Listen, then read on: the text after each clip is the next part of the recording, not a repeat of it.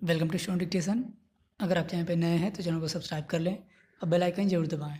Dictation 5 second बाद शुरू होगा। Ready, start. अध्यक्ष जी, जिस समय पाकिस्तान ने भारत पर हमला किया था उस समय उन्होंने देश की रक्षा के लिए महत्वपूर्ण कार्य किया था।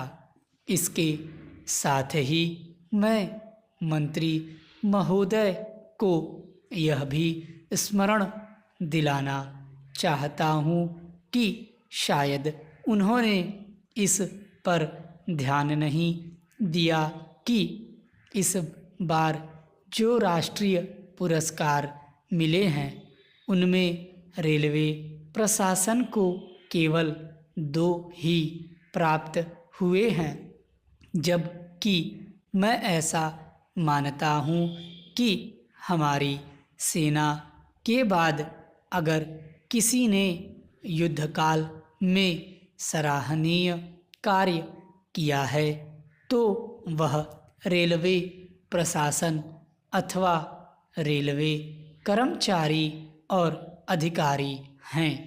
इसलिए उनके मनोबल को बनाए रखने के लिए और उनको प्रोत्साहित करने के लिए रेल मंत्री को इस बात पर भी ध्यान रखना चाहिए और इसका प्रयास करना चाहिए कि जो भी इस तरह के प्रोत्साहन मिलें उनमें रेलवे का विशेष ध्यान रखा जाए।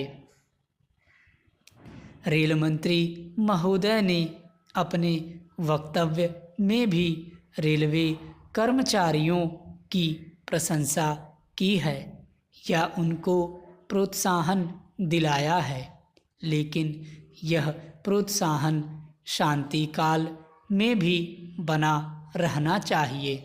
रेलवे ने युद्धकाल में जो काम किया वह तो देश की रक्षा का महान उद्देश्य था, लेकिन उसके बाद देश के निर्माण में या गरीबी मिटाने के लिए जो युद्ध होता है उसमें भी प्रत्येक रेलवे कर्मचारी का मनोबल उसी तरीके से बना रहे, इसके लिए भी रेल मंत्री महोदय को कुछ कदम उठाने की आवश्यकता है।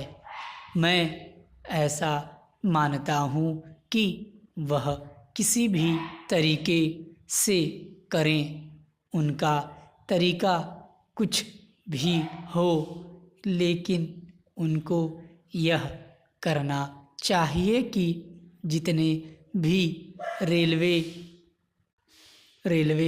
कर्मचारी हैं, जो भी रेलवे को मुनाफा हो उसमें वह साझीदार हों, चाहे आप उनको बोनस के रूप में कुछ दें, चाहे किसी और तरीके से दें, लेकिन हर वर्ग के रेलवे कर्मचारी को मालूम होना चाहिए कि यदि वह देश के निर्माण के संबंध में ठीक तरह से काम करेगा तो उसको पुरस्कार के रूप में या वेतन के अंश के रूप में अपने वेतन के अलावा पैसा मिलेगा।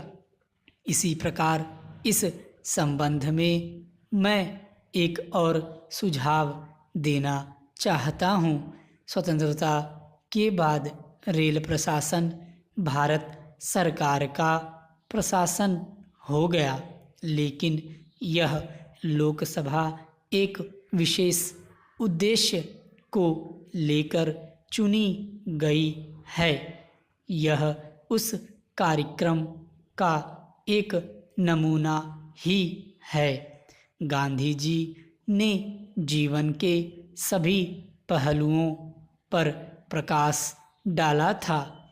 धन को वे संयम से व्यय करने के हक में थे। स्टॉप।